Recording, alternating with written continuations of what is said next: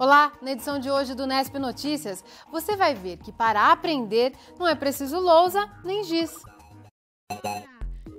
Educadores utilizam brincadeiras de criança para ensinar. Cooperar, participar, dar e receber, dividir, comunicar são algumas das habilidades contidas nestas brincadeiras.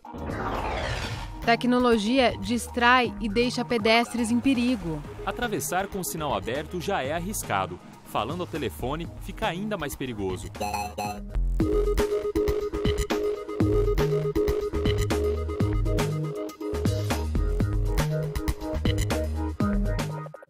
Um grande incêndio atingiu ontem as proximidades do aeroporto Mussa Tobias, o Bauru-Arealva, por volta da meia-noite.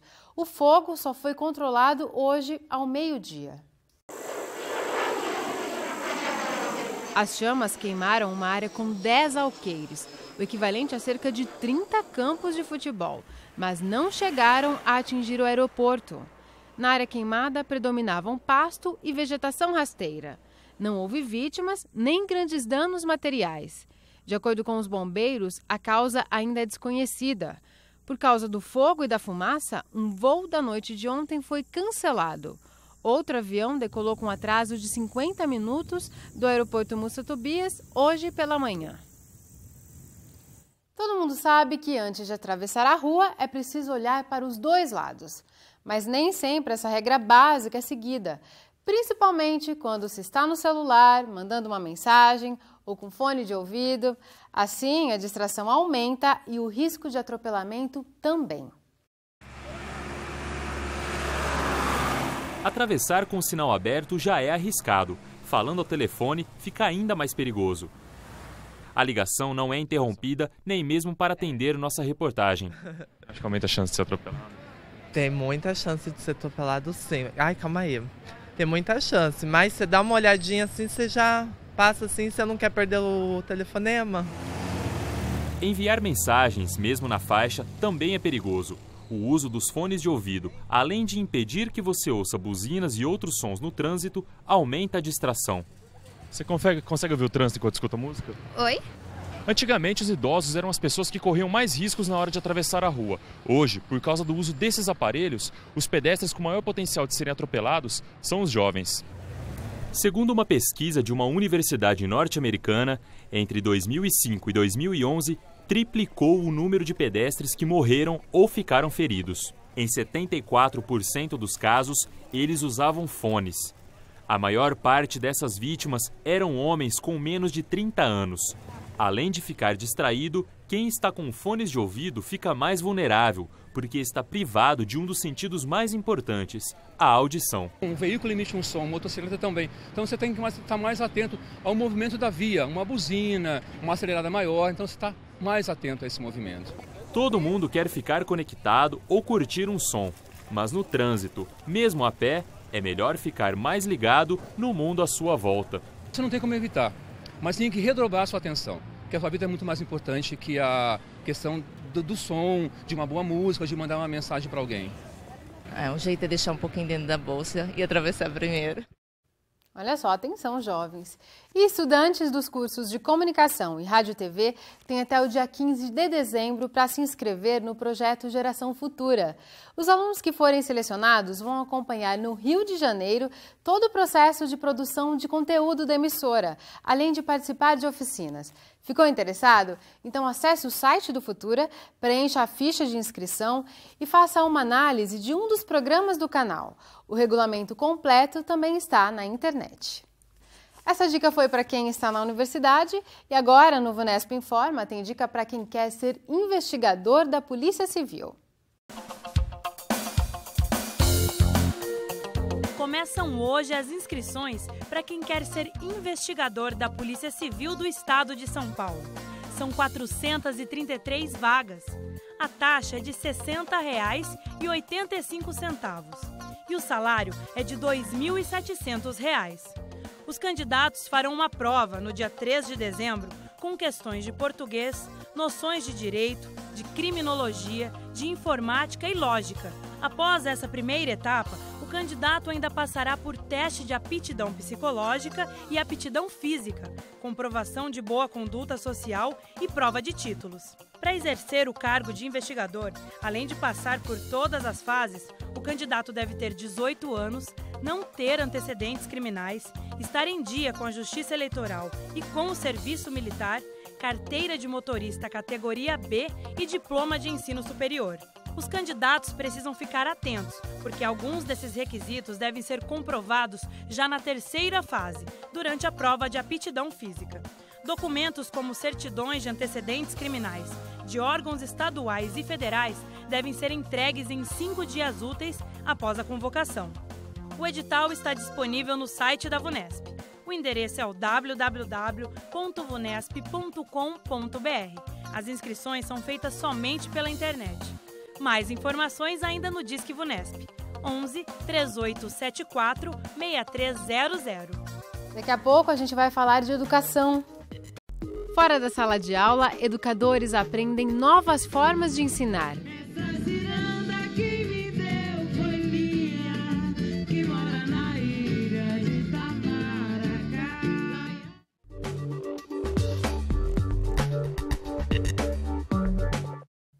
Alunos dos cursos de mestrado e doutorado da Unesp, com conceitos 5, 6 e 7 na CAPES, podem fazer parte da pós-graduação em universidades da Argentina, do Uruguai e do Paraguai. Despesas como passagens aéreas, hospedagem e alimentação serão custeadas pelo programa. Além de enviar alunos, a Unesp vai receber estudantes das faculdades latino-americanas. Todas as informações, como os prazos e as universidades participantes, você encontra no site da Pró-Reitoria de Pós-Graduação. O tempo volta a ficar instável amanhã em todo o estado. A previsão é de mais chuvas e agora até o fim de semana. Quarta-feira chuvosa em pontos isolados do estado de São Paulo, como na cidade de Piracicaba. Amanhã, o tempo instável traz chuva a todo o estado. Em Bauru, a possibilidade de chover hoje é bem pequena, mas amanhã o município segue a tendência do estado e a tarde de quinta-feira deve ser chuvosa. A umidade do ar é de 37%. Temos ventos de brisa leve agora, a 3 km por hora. No início da tarde chegou a fazer 32 graus. Amanhã a máxima fica em 31 em Bauru e em Agudos. Em Piratininga, a temperatura pode chegar a 32 graus. Amanhã é dia de jogo decisivo para o Bauru Basquete. A equipe do técnico Guerrinha enfrenta o São José na semifinal do Campeonato Paulista. É o 5º jogo da série Melhor de 5 e o confronto está empatado. Quem ganhar amanhã avança para a final. Mas atenção, a partida será às 7 horas da noite e não mais às 8h15. A mudança atende a um pedido da emissora de televisão que transmite o campeonato. Quem comprou o ingresso com antecedência para o horário antigo pode utilizá-lo normalmente ou pedir o dinheiro de volta. Até o dia 19 de novembro, o SESI Bauru recebe uma exposição de fotos. As obras são do fotógrafo Renan Rosa, que visitou mais de 30 países captando expressões de diferentes povos. São 16 retratos. O olhar é como se o fotógrafo fosse um andarilho que percorre diversas cidades observando os fenômenos da urbanização. O SESI fica na rua Rubens Arruda 850. A exposição pode ser visitada gratuitamente de terça a sexta-feira, das 7h30 da manhã às 7 da noite e aos sábados, das 7h30 às 4 da tarde. No próximo bloco, vamos falar de como brincadeira de criança pode ajudar e muito dentro da sala de aula. Voltamos já!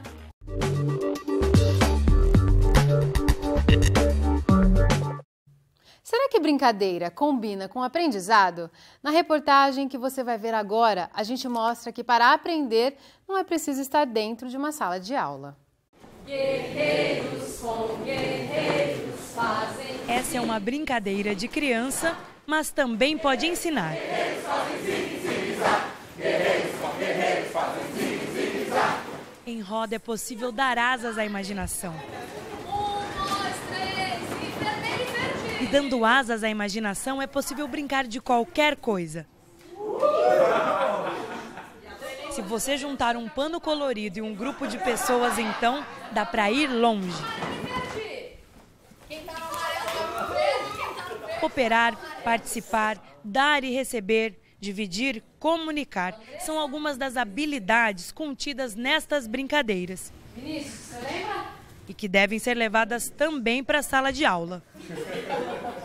A circularidade, ela vai permitir que a gente, em movimento, todos sentados em níveis iguais de aprendizagem, de participação, possam ali estabelecer o diálogo, ou seja, a dialogia. Lógico que a gente tem que tomar cuidado para que esse círculo não seja um círculo de controle, de contenção, mas, na verdade, um círculo que permita, pela contradição, pela dialética, a participação, e a convivência e o respeito às diferenças. Agora, e foi, e pá, voltei, e pá. Para ensinar isso, um educador tem que, pelo menos por alguns minutos, voltar a ser criança, cantando e dançando com alegria.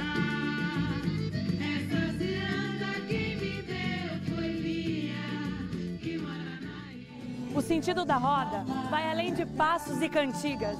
É mais que uma brincadeira e pode ensinar. Além da cultura brasileira, ensina uma coisa que não está nos livros: a convivência entre as pessoas. Cada música e letra pedem um passo e uma intenção. Como poderei viver? Como poderei viver? O corpo expressa os sentimentos. E também um pouco da cultura do Brasil. As músicas têm as raízes do nosso país.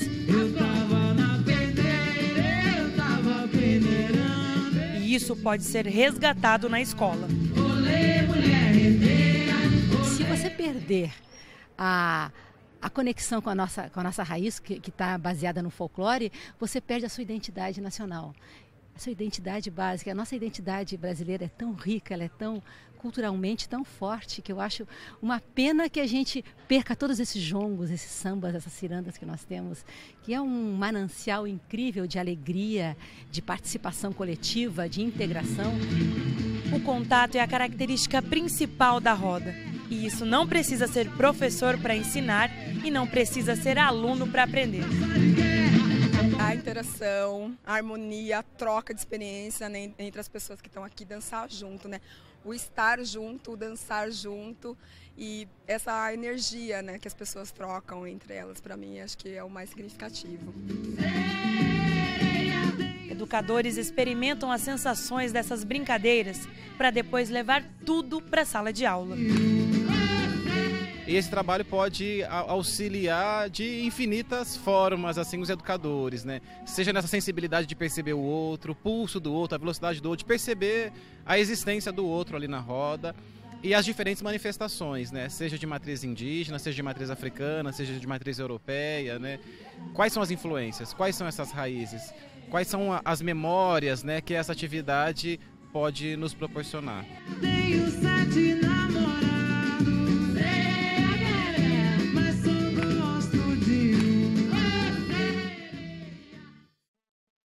A gente continua a falar de práticas educativas diferenciadas com o monitor esportivo do SESC, Fabiano Maranhão.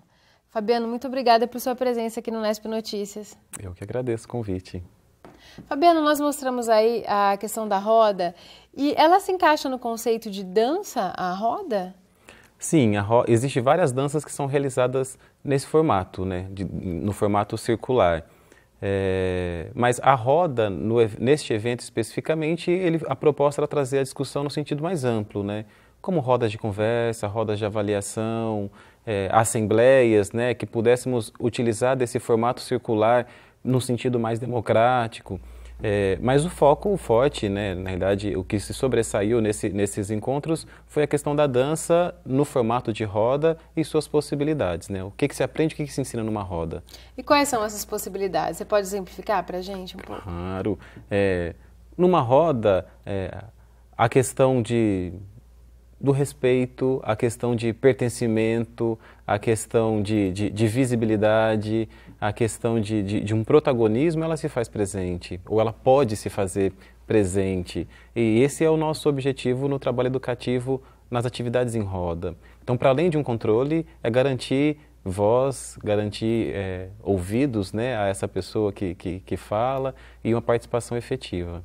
Quer dizer, só de se mudar aquela estrutura estabelecida na escola, né? Que fica o professor à frente, os alunos diante dele sentados, que já é uma estrutura que já impõe uma hierarquia, né? E quando você organiza em roda, você está rompendo com essa estrutura, né? É um grande passo.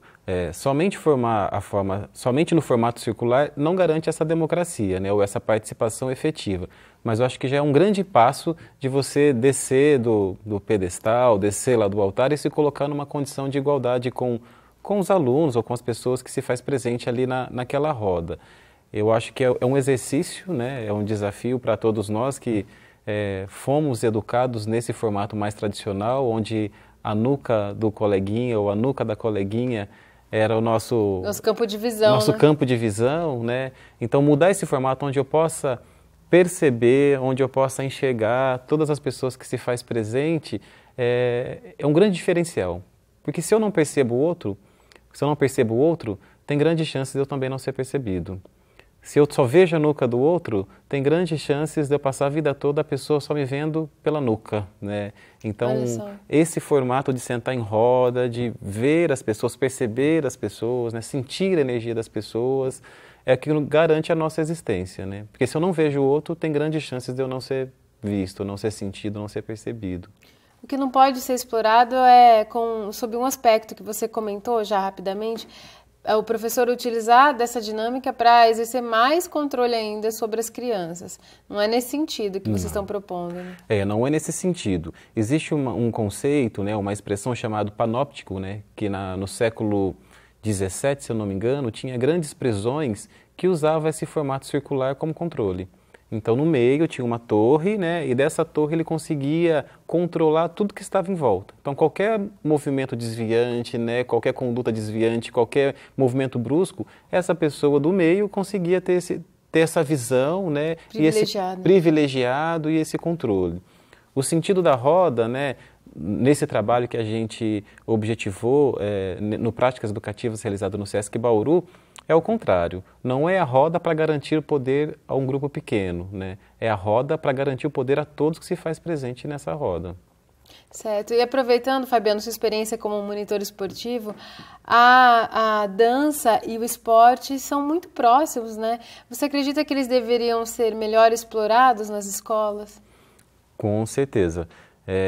A gente vem de um modelo de educação onde pouco é permitido situações como essa, né? A Lúcia Cordeiro, que foi uma das convidadas, junto com a Mara Oriolo, né, ela colocou em um momento de sua fala algo que faz muito sentido, né? A questão da emoção presente nas práticas corporais, né? E emoção vem de emoção, né? Em movimento. E muitas vezes esse movimento não tem um espaço dentro da escola, né? Então é ficar sentado na carteira, não pode correr, não pode se mexer, não pode dançar, não pode se movimentar. Então é um sentimento que a gente acaba privando, né? A emoção, o encantamento, as descobertas, né?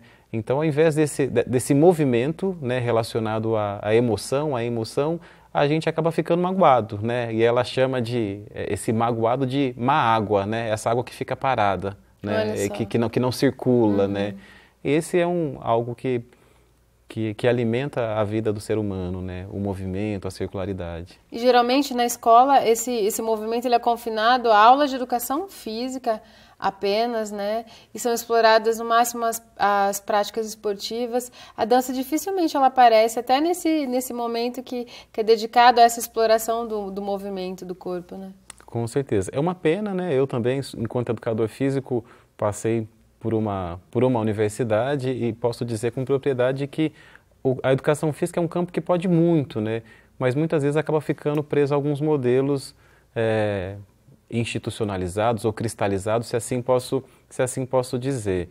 Então, o espaço que teríamos para ter uma diversidade de experimentações, às vezes ficamos presos ao quarteto fantástico, né? Eu costumo dizer, os educadores físicos costumam dizer, né? Que é o vôlei, basquete, futebol e handebol. E muitas vezes ainda volta a nuca do coleguinha na minha frente, né? Que a escola muitas vezes não tem uma quantidade de material significativa, né? Então temos que formar filas, para poder executar alguns movimentos, né? Então eu só saio da sala de aula sentado na carteira, olhando a nuca do coleguinha, e vou para a quadra, né, ou para o pátio da escola e continuo olhando a nuca do coleguinha para esperar o meu momento de realizar o movimento, né? E a gente pode muito, né? Não somente educador físico, acho que todos os educadores de um modo geral. Um movimento é algo inerente do ser humano, né? Quem não gosta de ouvir uma boa música, né? E o corpo começa a ganhar vida, dançando, começa a mexer. E a gente, adulto, né? Muitas vezes privamos isso da criança, do jovem e muitas vezes da gente mesmo, né? É esperado um comportamento nosso que não podemos nos movimentar, né? Temos que... E na medida que a criança avança na escola, mais ela é castrada dessa questão do movimento, né? Na educação infantil é um dos conteúdos da educação infantil, mas no fundamental isso já vai acabando, né? Com certeza. A gente temos como referência os espaços voltados para a prática de atividade física, né? Temos a educação infantil, que temos parques, né? Os brinquedos, já chega no ensino fundamental. Esses espaços mais alternativos, ou eu diria fundamentais, né, já não tem, ou se perde, né? Já são quadras com linhas demarcadas que induz até a prática de determinadas atividades. E quando chega ao ensino médio, né, a educação física é vista como uma perfumaria ou um luxo, né, com um momento de válvula de escape e a gente deixa de dar o devido valor ou a importância que ele tem nas nossas vidas, né? Que essa disciplina tem nas nossas vidas. É uma pena, mas quem sabe os professores que participaram da dinâmica, ou você que está nos assistindo, sejam multiplicadores dessas práticas, né, Fabiana? Com certeza. Fica o convite aí para todos, né? Para possibilitar essa vivência aos outros e, para além disso, se permitir, né? Tá certo, muito obrigada. Eu que agradeço o convite. O Nesp Notícias fica por aqui. A gente volta amanhã às 5h30 da tarde, ao vivo. Tchau!